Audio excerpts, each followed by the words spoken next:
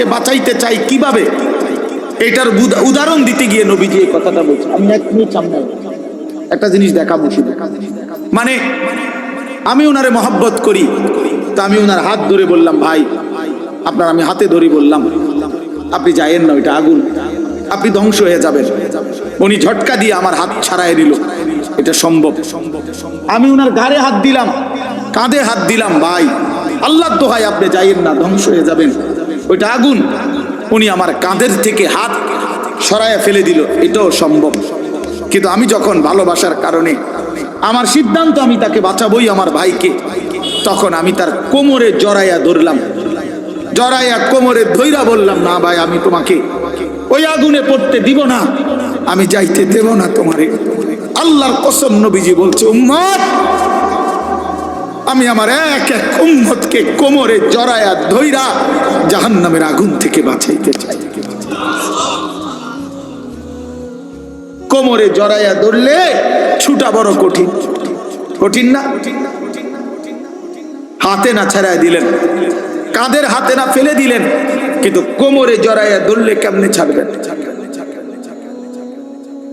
তো নবী এটা বলছে, ওয়া আনা আখিযুন বিহুজাজিকুম, আমি তোমাদেরকে কোমরে জড়াইয়া ধরে চাই, তবু আমার উম্মত বেঁচে যাক, আমার এক এক উম্মত বেঁচে যাক, জাহান্নাম থেকে বাঁচবে। আমার দোস্ত, আমার বাপ, আমার ভাই, ফিরতেই হবে, জাহান্নাম থেকে বাঁচতেই হবে। দোস্ত বিষয়টা মামুলি মনে করেন, এটা একটা ওয়াজ করছি এই জন্য, আর 10 জন বক্তা ওয়াজ করছেন, আমিও করছি না রে ভাইয়া, এই জন্য না। সারাটা দিন রাত এই দৌড়ের উপরে থাকি, দৌড়ের উপরে থাকি। এই জন্য বললাম আমরা এক ফিকির, আমার ফিকির, আপনাকে এটা ভাবতে হবে, জাহান্নাম থেকে বাঁচতেই হবে বন্ধু। কোরআনে আল্লাহ বারবার একটা কথা বলছে নবীজিকে, আমাদের নবীকে পর্যন্ত আল্লাহ বলছে, বন্ধু ওমা আদরাকা মা হিয়া, এই বন্ধু জাহান্নামের আগুন কেমন আপনি জানেন? নবীজিকে বলছে আল্লাহ, নারুন হামিয়া, বন্ধু আপনাকে বলছি, লেলিহান আগুনের ধাউ ধাউ শিখা জাহান্নামের আগুন। ওমা আদরাকা মাল হুতামা, আল্লাহ বলছে বন্ধু হুতামা নামক জাহান্নামের আগুন কেমন জানেন? তো নবীজিকে আল্লাহ বলছে নারুল্লাহিল মুকাদা, আল্লাহ বলছে নবী আমি আমার কর্মচারী দিয়ে আগুন লাগাই নাই, আমি আমার কাজের লোক দিয়ে আগুনটা লাগাই নাই, আমি আল্লাহর হাতে লাগানো জাহান্নামের আগুন, এই আগুন আমি লাগাই দিছি, নারুল্লাহ আমার হাতে জ্বালানো আগুন, আল্লাতী তাত্তাদিউ আলাল আফইদা, আল্লাহ বলে বন্ধু জাহান্নামের আগুনের প্রথম ফোঁটা, প্রথম স্পর্শ যখন জাহান্নামের আগুনের লাগবে, ছুঁইবে, সাথে সাথে নাফরমানের পুরা দেহ, ভিতরের সমস্ত অঙ্গ প্রত্যঙ্গ, কলজা সুদ্ধা একই মুহূর্তে জ্বালায়া ফেলবে। দুনিয়ার আগুন কখনোই এভাবে জ্বলে না, দুনিয়ার আগুন এক সাইডের থেকে জ্বলতে থাকে, চেষ্টা করে লাফালাফি করলে, দৌড়ঝাঁপ করলে, ইচ্ছা করলে হয়তো বাঁচানো যায়, এটুকু পুড়ে গেছে বাকিটা বাইচা গেছে, এটুকু পুড়া গেছে বাকিটা বাইচা গেছে, আঙ্গুলগুলো পুড়া গেছে বাকিটা বাইচা গেছে, ঠিক না? দুনিয়ার আগুন এরকম ধীরে ধীরে পড়ে, ধীরে ধীরে ধীরে ধীরে। কিন্তু আল্লাহর কসম, আল্লাহ কোরআনে বলছে জাহান্নামের আগুন যখন প্রথম সেকেন্ড স্পর্শ করবে, কলজা সুদ্ধা ভেতর বাহির পুরাটা একসাথে প্রথম মুহূর্তেই জ্বালায় ফেলে। লাভ দিবেন, দৌড়াবেন না, ইন্নাহা আলাইহিম মুসাদা ফি আমাদিম মুমাদ্দাদা, আল্লাহ বলেন আগে জাহান্নামের মোটা খুঁটিতে বান দেওয়া হবে, এরপরে আগুন জ্বালানো। হ্যাঁ, এটা কোরআন শরীফের আয়াত।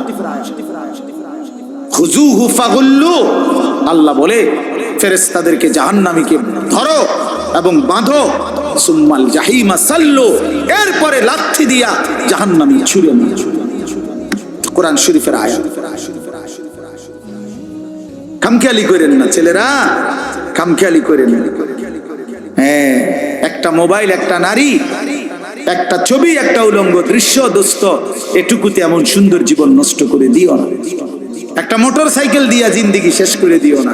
মোটর সাইকেল একটা পাইলে কুত্তার মতো এটারে চালা, এমন জোরে ছাড়ে এটারে, মনে হয় যেন কুকুরে কামড় দিছে, এই জন্য এটা এত জোরে ছাড়ছে।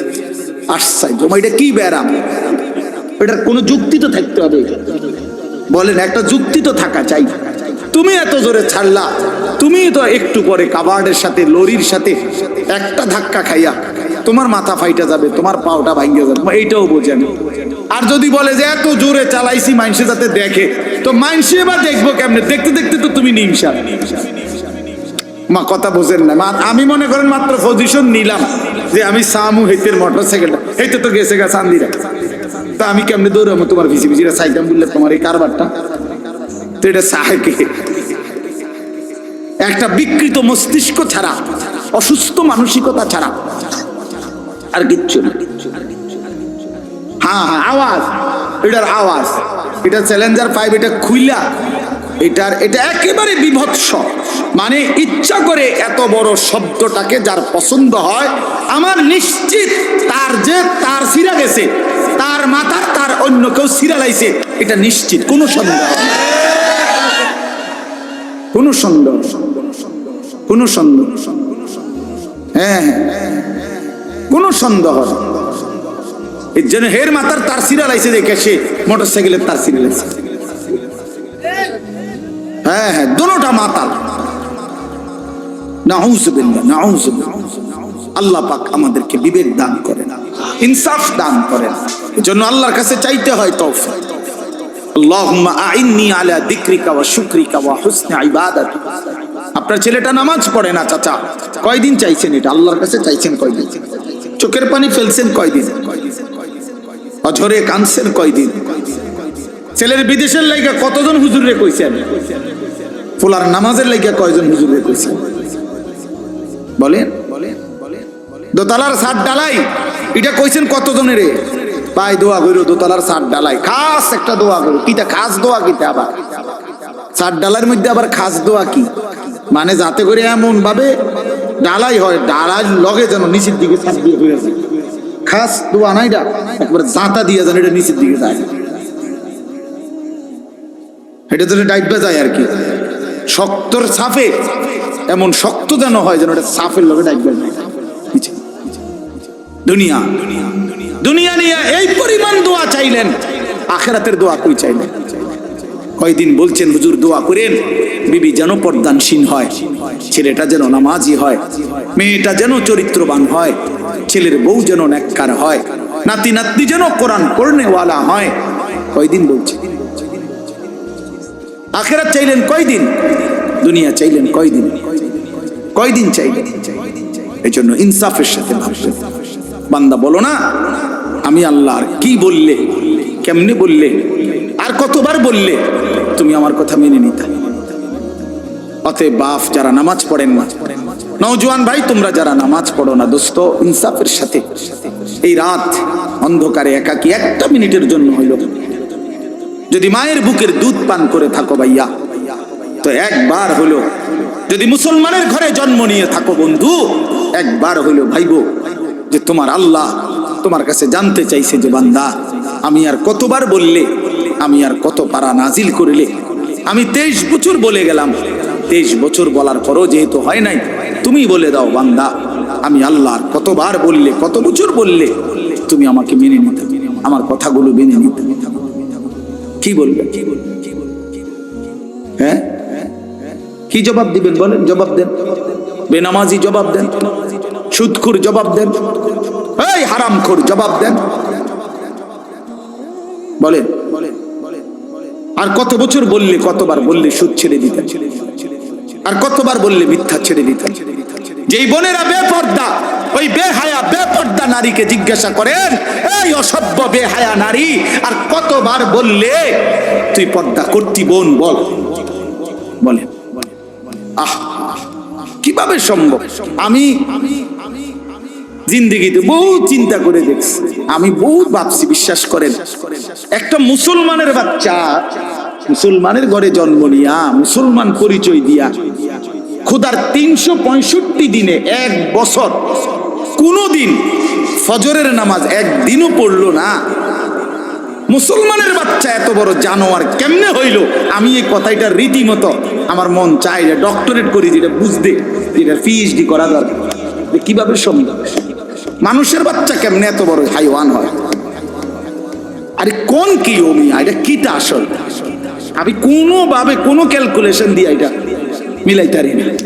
একটা বছর বেটা তুই নাফরমান, কোনোদিন ফজরের নামাজ পড়লি না, আরে তুই কি মানুষের বাচ্চা রে?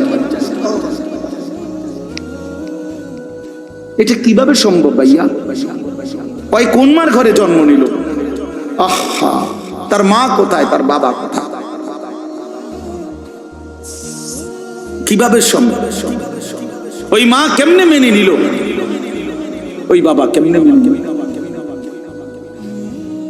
16 বছর 18 বছর আপন ঘরে, মা বাবার ঘরে ঘুমায় সন্তান, কোনদিন ফজরের নামাজ পড়ে না। মায়ের চোখেও এক ফোঁটা পানি নাই, বাবার চোখেও এক ফোঁটা পানি নাই। আহ, মা বাপ কেমনে মেনে নিল? সন্তান এবার কেমনে মেনে নিল? এভাবে কেমনে আল্লাহকে ভুলে গেল? ইয়া আইয়ুহাল ইনসান মা গাররাকা বিরাব্বিকাল কারীম। রব্বুল আলামিন বলে, বান্দা, হে মানুষ, আমার মতো দয়ালু মেহেরবান মনিব থেকে কে তোমাকে ধোঁকা দিল? কে দিল? এত বড় আসমান দিয়ে আমি আল্লাহ সাজাইলাম, এত বড় জমিন আমি আল্লাহ তোমার জন্য বিছিয়ে দিলাম, এত বড় কায়নাত আমি রব্বুল আলামিন বানাইলাম, বিনিময়ে আমি বুঝি একটা সেজদা পাইলাম না? কেমনে পারলা বান্দা? মা গাররাকা বিরাব্বিকাল কারীম। আল্লাহ বলে, বান্দা, কে তোমারে ধোঁকা দিল? বান্দা, এমন কোন বন্ধু পেলে, এমন কাকে পেয়ে গেলা বান্দা, যাকে পেয়ে তুমি আমার মতো মালিককে ছেড়ে দিলা? 7 আসমান দিয়ে 7 জমিন দিয়ে 24 ঘন্টা নিঃশ্বাস দিলাম, চোখ নাক কান দেহ অঙ্গ প্রত্যঙ্গ সচল রাখলাম, এত কিছুর বিনিময়ে আমি বুঝি তুমি বান্দার দিল মন পাইলাম না, তোমার বুঝি দিল গলাইতে পারলাম না? আহ, হায়, 1 মিনিট ভাই, কোন এক বেনামাজি কেউ যদি এখানে থাকো ভাই, 1 মিনিট ভাই, আজকেই ভাই, ঘুমাইবার আগেই ভাই, নবীজি জিজ্ঞেস করবে, উম্মত, আমি 23 বছর উম্মত, হাসরের ময়দানে নবী বলবে, আমলনামা দেখাইয়া বলবে, প্রত্যেককে সুপারিশের জন্য নবীজির কাছে চাইতে হলে আমলনামা জমা দিতে হবে। ওমা, সুপারিশের কোনো কাগজপত্র নাই, কথা কোনা, কোনো নিয়ম কানুন নাই নাকি? হ্যাঁ, কোনো ফাইল জমা দিতে হবে না তো নবীজি তো দেখবে, নবীজির সামনে তো আপনাকে বলতে হবে, ইয়া রাসূলুল্লাহ, এই যে আনিসুর রহমান আশরাফি, এইটা আমার ফাইল, আপনি দেখেন, আমার জন্য একটু সুপারিশ করেন আল্লাহর কাছে। আল্লাহর নবী দেখবে 30 বছর সুদের ব্যবসা, 60 বছর বয়স, 60 বছর পর্যন্ত বিড়ি সিগারেট খাইয়া গেছে, 30 বছর 60 বছর বয়স, কোনদিন গালি ছাড়া কথা বলে না।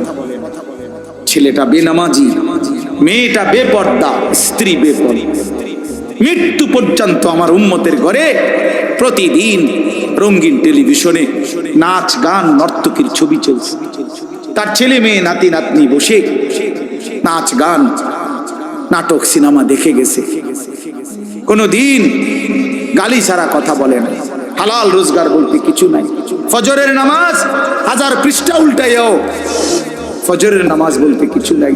আল্লাহর কসম, আমরা উর্দু কিতাবে পড়ছি, নবীজি চোখের পানি ফেলে দিবে, নবী কাঁদবে, আল্লাহর নবী কাঁদবে, বলবে, উম্মত, আমি সেই নবী যে 23 বছর তোদের জন্য কেঁদেছিলাম, আমি সেই নবী যে পেটে ক্ষুধার কষ্টে 2টা পাথর বাঁধছিলাম, আমি সেই নবী তায়েফের রক্তে যে সমস্ত শরীর রক্তাক্ত করেছিলাম, উহুদের দান শহীদ করা রক্ত নিয়ে ময়দানে পড়েছিলাম বেহুশ হয়ে, আমার এত রক্ত, আমার এত চোখের পানি, আমার এত ক্ষুধার কষ্টের বিনিময়ে উম্মত এই আমলনামা, তুমি আমার এত বড় বেইজ্জতি কেমনে করলে?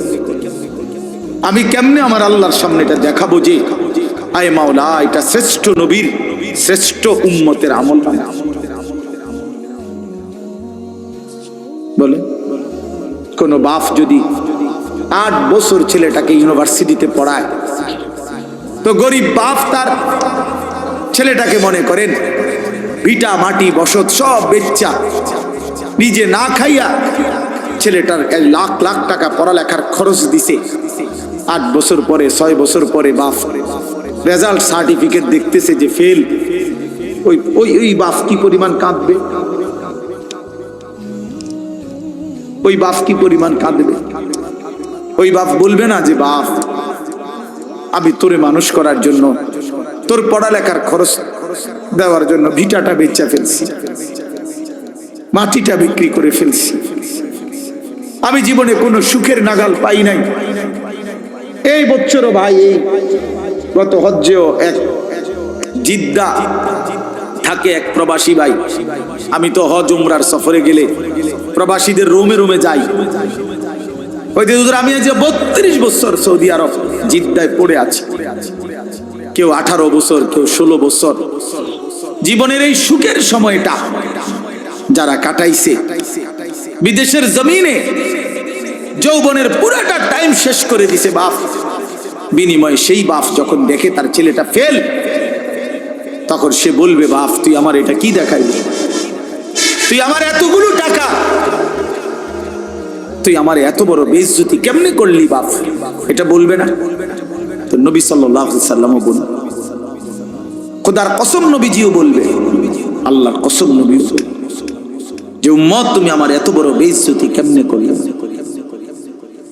এই জন্য দয়া করে আমি অনুরোধ করছি প্রত্যেকে মেহেরবানি করে একটু জমে কাছাকাছি হয়ে বসলে আপনি বরকত পাবেন। ফাঁকা জায়গা পূরণ করে বসে কথাটা গুরুত্ব দিয়ে শুনেন। আপনি যদি মনে করেন যে একজন আলেমের এই কথাটাই শুনলেন না, তো আপনি যে সামনে কি শুনবেন এটা তো বুঝাই যায়। কথা বুঝছেন না? তাইলে প্রথম কথাই যেহেতু পাত্তা দিলেন না, তো পরের কথা আর কি শুনবেন? তার তো বুঝাই যায়, ডগ দেখেই তো বোঝা যায় যে কি হবে সামনে। এই জন্য দয়া করে জমে বসলে ভালো। হাদিসের মধ্যে আছে আল্লাহ নবী সাল্লাল্লাহু আলাইহি ওয়াসাল্লাম বলছেন, মান রাআ ফুরজাতান ফাজালাসা ফিহা ফাকাদ আওয়া ইলাল্লাহ। নবী সাল্লাল্লাহু আলাইহি ওয়াসাল্লাম বলেন, একেবারে বুখারীর হাদিস, বুখারী শরীফের প্রথম খণ্ডের হাদিস। নবী সাল্লাল্লাহু আলাইহি ওয়াসাল্লাম বলেন, যে ব্যক্তি কোনো দ্বীনি মজলিসে ফাঁকা জায়গা দেখলো অতঃপর নিজে পূর্ণ করে বসলো, তো সে আল্লাহ তাআলার আশ্রয় ঠিকানায় পৌঁছে গেল। আচ্ছা বলেন তো কেমন ফজিলত? মানে আল্লাহ তাকে নিজের করে নিলেন, নিজের করে নিলেন। এই জন্য ফাঁকা জায়গা দ্বীনি মাজমায় পূরণ করে বসা অনেক নেকি, অনেক নেকি। হাদিসের মধ্যে আছে নবী সাল্লাল্লাহু আলাইহি ওয়াসাল্লাম বলছেন, লাউ তা'লামুনা মা ফিন নিদা ওয়াস সাফফিল আউয়াল সুম্মা লাম ইয়াজিদু ইল্লা আন ইস্তাহামু আলাইহি লাস্তাহামু। নবীজি বলেন, আমার উম্মত মসজিদে আজান দেওয়া এবং মসজিদে প্রথম কাতারে বসা, এই দুই আমলের মধ্যে কি পরিমাণ নেকি যদি তোমরা বুঝতা, তাহলে লটারি দিয়ে হলেও নিজেদের মধ্যে এই দুইটি আমলে যত্নবান হইত। অর্থাৎ আজানের টাইম হয়েছে, তো 10 জন দাঁড়ায় গেছে, দাঁড়ায় আছে মাইকের সামনে, আমি আজান দেব, আমি আজান দেব ফি সাবিলিল্লাহ। তখন লটারি দিয়ে ঠিক করতে হইতো যে কে দিবে এখনকার আজান। মসজিদের প্রথম কাতারে বসতে পারে 30 জন, একসাথে ঢুকছে 50 জন, আমরা সবাই বসতে চাই, তাইলে লটারি দিয়ে ঠিক করতে হতো যে প্রথম কাতারে কে বসবে। তার মানে সামনে বসার নিকি, অনেক নিকি, অনেক নিকি। এই জন্য সব সময় মনে রাখবো, ওলামায়ে কেরামের চোখের কাছে, দ্বীনি মজমার চোখ কাছে বসার মধ্যে বরকত বেশি। মুসলিম শরীফের হাদিস আছে, আল্লাহর নবী সাল্লাল্লাহু আলাইহি ওয়াসাল্লাম বলেন, খায়রু সুফুফির রিজালি আউয়ালুহা ওয়া শাররুহা আখিরুহা। পুরুষের জন্য সর্বোত্তম হলো প্রথম কাতার, সবচেয়ে অপছন্দনীয় হলো পিছনের কাতার। হ্যাঁ, রাসূলুল্লাহ সাল্লাল্লাহু আলাইহি ওয়াসাল্লাম বলছেন। আর ওয়া খায়রু সুফুফিন নিসাই আখিরুহা ওয়া শাররুহা আউয়ালুহা, আর মহিলার জন্য সবচেয়ে উত্তম হলো পেছনের কাতার, সবচেয়ে অপছন্দনীয় হলো প্রথম কাতার। মহিলা পুরুষের সামনে থাকা এটা অপছন্দনীয়। এটা ইউরোপ বানায় নিছে, লেডিস ফার্স্ট। না, লেডাস ফার্স্ট, মানে এটা আমি বানাইলাম আর ইংরেজি। পুরুষ আগে, অধিকার এবং মর্যাদা, এই কথার অর্থ আল্লাহ তাআলার নিজামকে উলটপালট করা না। কোনো কিছুকে সম্মান দিতে হইলে, অধিকার দিতে হইলে এর অর্থ এই না যে আল্লাহর বিধান, রাসূলের বিধানকে লঙ্ঘন করা আর এটার দ্বারা অধিকার প্রতিষ্ঠিত করা। না, এটার দ্বারা অধিকার হয় না, প্রকারান্তরে অধিকার খর্ব করা। এই জন্য আল্লাহ নবী সাল্লাল্লাহু আলাইহি ওয়াসাল্লাম বলছেন নারীর জন্য পেছন, অর্থাৎ সে পিছনে হাঁটবে, পুরুষ সামনে হাঁটবে, পুরুষ সামনে থাকবে। হযরত মূসা আলাইহিস সালাম, তাফসীরের মধ্যে আছে, মূসা আলাইহিস সালাম যখন মিশর থেকে চলে গেছিলেন ফেরাউনের বাহিনীর ভয়ে, ছোটবেলায়, ছোট না মানে কিশোর বয়স বা যুবক বয়স, এই সময়, তখন পার্শ্ববর্তী যেই দেশে গেছিলেন ওই দেশের নাম হলো মাদায়েন।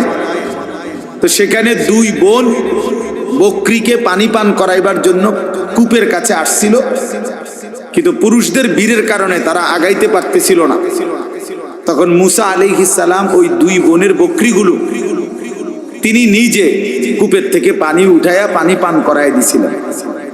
তো এগুলো নিয়ে যখন ওই দুই মেয়ে ঘরে ফিরছে, তখন তাদের বাবা, এই দুই বোনের বাপ যিনি ছিলেন তিনি নবী ছিলেন, হযরত শুআইব আলাইহিস সালাম, তিনি পুরা ঘটনা শুইনা একটা মেয়েকে পাঠাইছে যে তুমি গিয়া ওই যুবক ছেলেটাকে ডেকে নিয়ে আসো, সে যে আমাদের বকরিকে পানি পান করায় দিল এর জন্য কিছু পারিশ্রমিক দিতে হবে।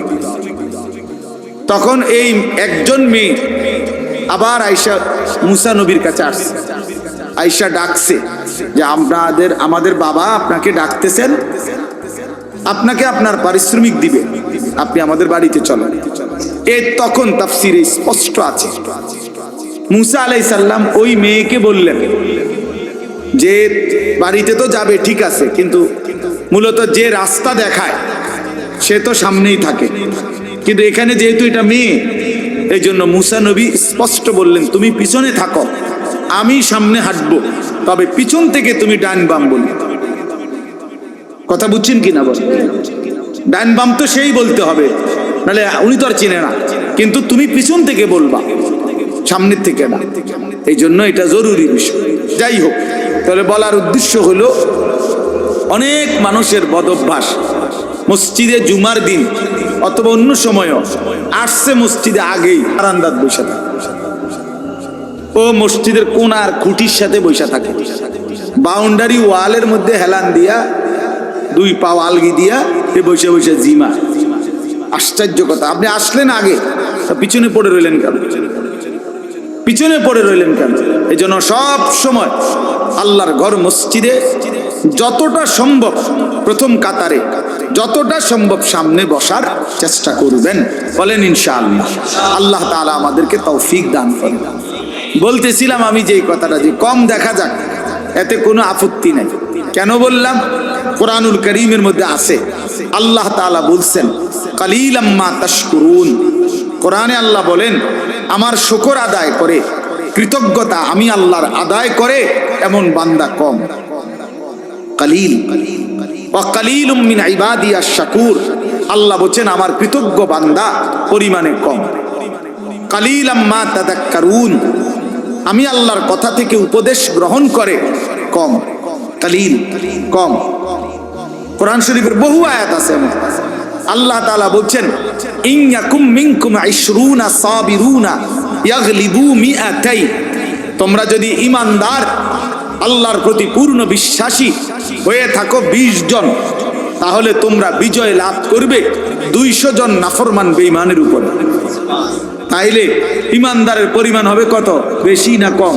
কম। এই যে 20 জন কইল, কিন্তু বিজয় লাভ করবে 200 বেঈমানের উপর, 200 নাফরমানের উপর। কোরআন শরীফে আল্লাহ বলছেন, কাম মিন ফিআতিন কালিলাতিন গালাবাত ফিআতান কাসীরা, অল্প সংখ্যক ঈমানদারী বিজয় লাভ করে বেশি সংখ্যক বেঈমানের উপর। এজন্য দোস্ত, এজন্য বাপ, এটা ভাবা উচিত, সংখ্যা নিয়ে কোনো বিষয় না। সফলতা কিংবা ব্যর্থতার জন্য, কোরআন সুন্নাহর দৃষ্টিতে সফলতা বা ব্যর্থতার জন্য সংখ্যা কোনো বিষয় নয়। 10,000 মানুষের সামনে কেউ যদি ওয়াজ করে তাইলে তিনি সফল, 10 জনের সামনে বললে তিনি ব্যর্থ, এই কথা কোরআন সুন্নাহে নাই। বুঝছেন নি আমার কথা? এই কথা নাই। 10 লক্ষ মানুষ চিনলে উনি সফল, আর মানুষ না চিনলে উনি ব্যর্থ, এই কথা কোরআন সুন্নাতে নাই। সফলতা কিংবা ব্যর্থতার জন্য সবাই চিনতে হবে এটা জরুরি না। আমি উদাহরণ দেই তাহলে বুঝবেন। কোরআন শরীফে মোট 25 জন নবী এবং রাসূলের নাম আছে। 25 জন। কয়জন? তাহলে মোট নবী রাসূল কি 25 জন? আপনারা শুনেন নাই কখনো যে নবী রাসূল কয়জন?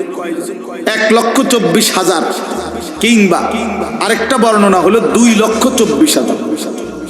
তাহলে 1,24,000 নবী এবং রাসূল, 2,24,000 নবী এবং রাসূল, অথবা তাহলে কোরআন শরীফে নাম উল্লেখ করা হয়েছে মাত্র 25 জনের।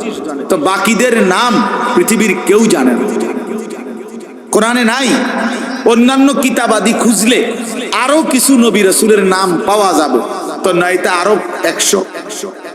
তো ধরে নিলাম, মনে করেন 100 জন নবী রাসূলের নাম পাইলাম খুঁজা, তাহলে বাকি যে নবী রাসূলদের নাম কেউ জানে না পৃথিবীতে, কোনো কিতাবে নাই, তাহলে ওনারা ব্যর্থ। কথা বলেন না কেন? এটা বুঝতে হবে, এটা আখিরাতের হিসাব, এটা পরকালের হিসাব।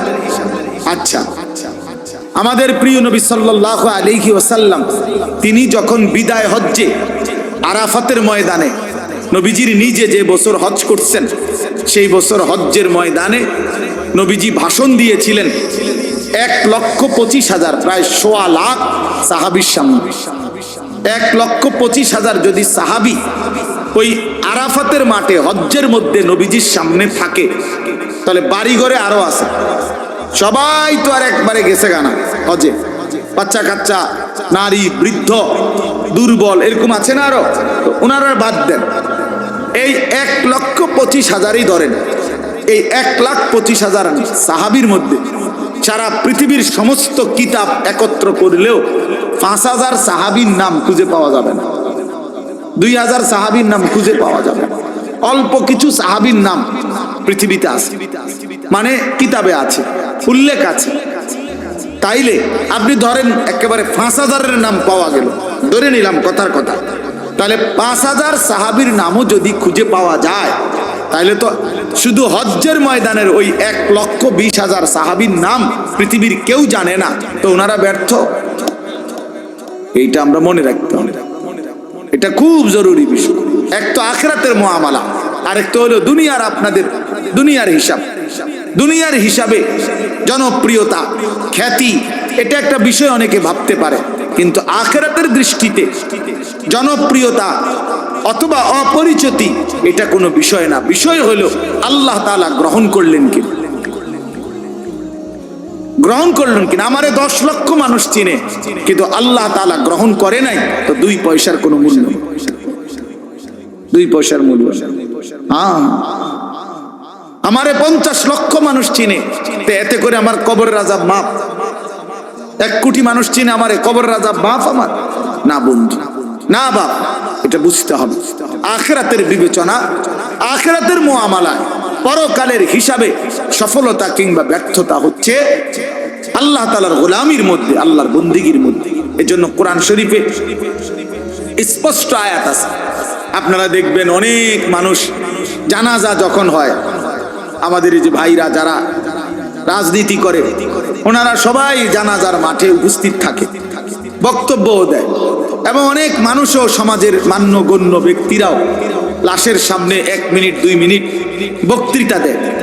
কিন্তু অধিকাংশই বক্তৃতা দিতে গিয়ে একটা লাইনে শুধু বলে যে কুল্লু নাফসিন যায়িকাতুল মাউত, আমাদের সকলকেই মৃত্যুবরণ করতে হবে। কিন্তু মজার বিষয় হলো কোরআন শরীফের যত জায়গায় এই কথাটা আছে, এতটুকু বলে কোন জায়গায় আল্লাহ কথা শেষ করে নাই। বুঝেন নাই আমার কথাটা? সকলকেই মৃত্যুর স্বাদ গ্রহণ করতে হবে, এরপরে কথা শেষ, একটা দাড়ি, এমন না। প্রত্যেক আয়াতে এই কথার সাথে আরো কথা আছে। সেই কথাটা কি? সেই কথাটা কি? আল্লাহ তাআলা কোরআনুল কারীমে স্পষ্ট বলছেন, কুল্লু নাফসিন যায়িকাতুল মাউত, প্রতিটি প্রাণ, প্রতিটি আত্মাকেই মৃত্যুর স্বাদ গ্রহণ করতে হবে। তবে এই আল্লাহ আয়াত শেষ করে নাই, এর পরের কথাগুলো শুনেন। আল্লাহ বলেন, ওয়া ইন্নামা তুওয়াফাউনা উজুরাকুম ইয়াউমাল কিয়ামা, এবং অবশ্যই তোমাদেরকে তোমাদের সারা জিন্দেগীর কৃতকর্মের ফলাফল আখিরাতে কিয়ামতের দিন দেয়া হবে। এরপরে আল্লাহ বলেন, ফামান যুহজিহা আনিন নার ওয়া উদখিলাল জান্নাতা ফাকাদ ফাজা। বাপ মনোযোগ দিয়া শুনেন, অল্পই শুনেন, দিল দিয়া শুনেন, একজনই শুনেন, আমার কোনো অসুবিধা নেই। আমি তো আর প্রার্থী না, কাজের সমস্যা নাই, আমার ঘরে এত মানে সমর্থনের কি আছে যে আমি সবাই আমার ভোটার হাইতেই, এমন কিচ্ছু না। কাজে একজনই শোনেন।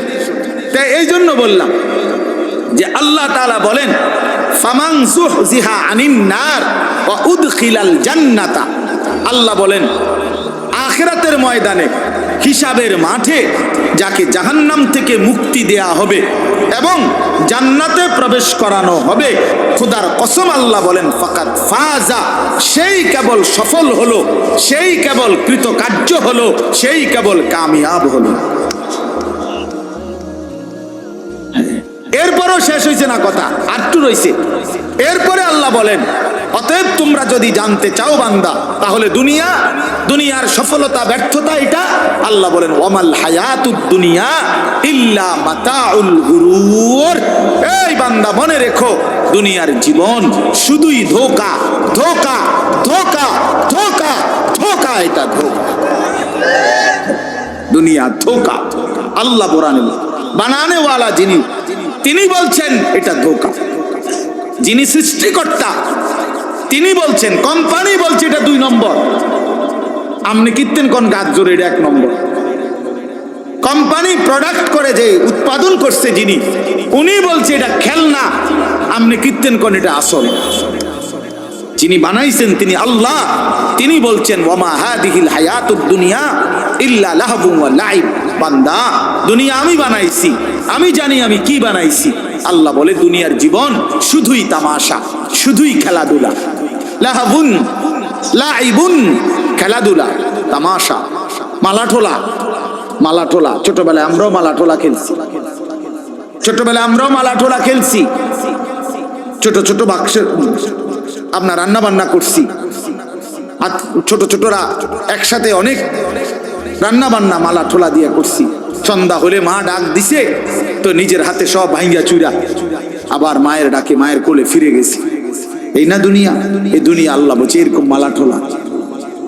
অতএব বাপ, এই কথাটা আমরা মনে রাখতে হবে, সফলতা কিংবা ব্যর্থতা ফায়সালা হবে হাসরের ময়দানে। ऐसे रहे या वैसे रहे वहां देखना फिर कैसे रहे। এভাবে থাকেন আর ওইভাবে থাকেন, দুনিয়া একভাবে পার হয়েই যাবে, কিন্তু দেখার বিষয় হলো ওয়াহা দেখনা ফির कैसे रहे, সেখানে কেমন থাকবেন ওটা হলো দেখার বিষয়। এখানে হাসলেও মরে যাবেন, এখানে কাঁদলেও মরে যাবেন।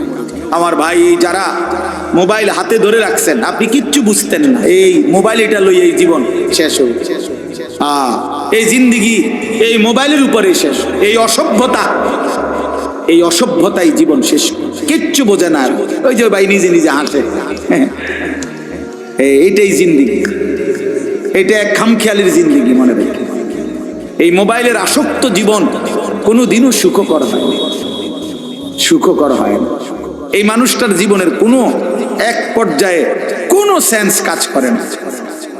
সে 24 ঘন্টা জিন্দিগির সমস্ত আশা আকাঙ্ক্ষা, আবেগ, অনুভূতি, ইচ্ছা, অভিপ্রায় সব মোবাইলের মধ্যেই খুঁজে।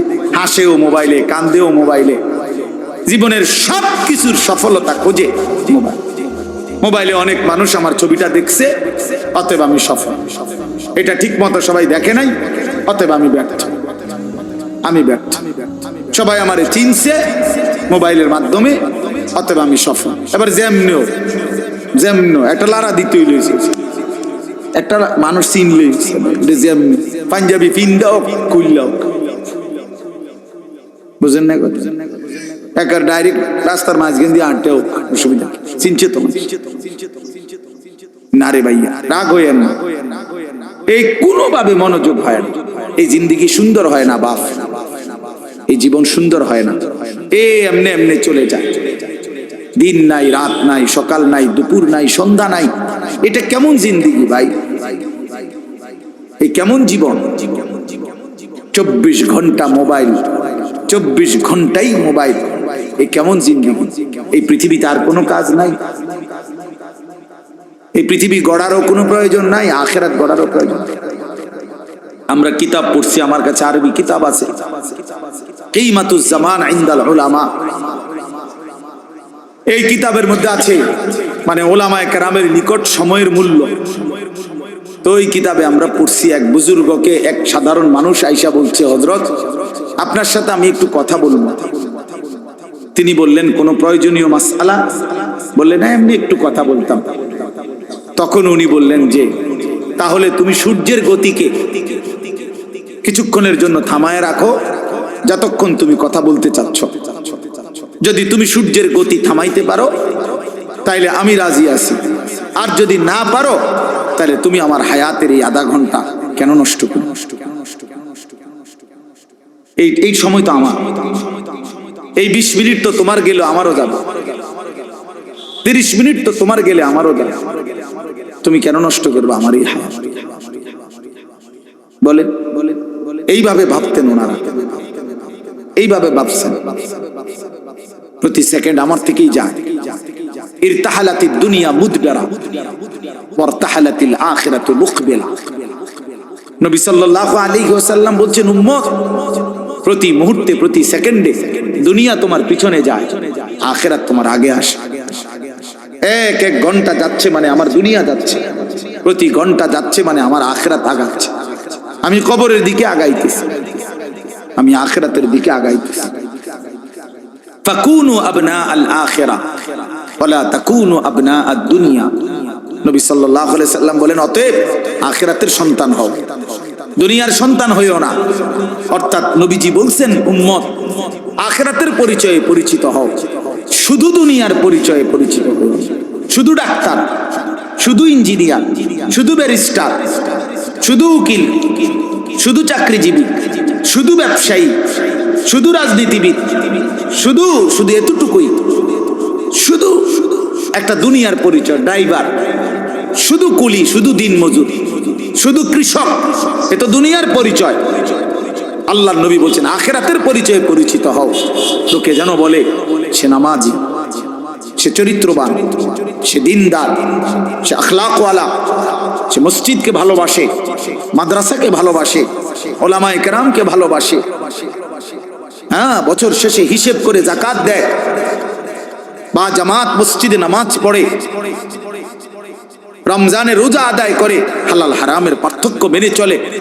লোকে যেন বলে দিনদার, লোকে যেন বলে ফরহেজগার, লোকে যেন বলে আল্লাহওয়ালা। খোদার কসম, নবী বলছে, উম্মত, এমন পরিচয়ে পরিচিত হও। শুধু দুনিয়ার পরিচয় লাগায়ও না, শুধু দুনিয়ার পরিচয়ে পরিচিত হইও না। এই জন্য আমার বাপ, আমি আমার এই কথাটা বললাম, সফলতা কিংবা ব্যর্থতার জন্য এটা কোনো বিষয় না, বিষয় হলো আখিরাত। ফামান যুহজিহা আনিন নার ওয়া উদখিলাল জান্নাহ ফাকাদ ফাজা। আল্লাহ কোরআনে বলছে, যাকে জাহান্নাম থেকে মুক্তি দেয়া হলো, জান্নাতে প্রবেশ করানো হলো, সেই সফল হলো। কাদ আফলাহাল মুমিনুন, আল্লাহ বলেন ঈমানদারগণ সফল হয়েছে। কেন? আল্লাযীনা ইয়ারিসুনাল ফিরদাউসা। এই যে আল্লাহ সরাসরি কোরআনে বলছে, কেন মুমিন সফল হয়েছে? আল্লাহ বলে, কারণ তারা জান্নাতুল ফিরদাউসের উত্তরাধিকারী হবে। অতএব যে মুমিন জান্নাতের অধিকারী হবে, সেই সফল হবে, সেই সফল, সেই সফল হবে।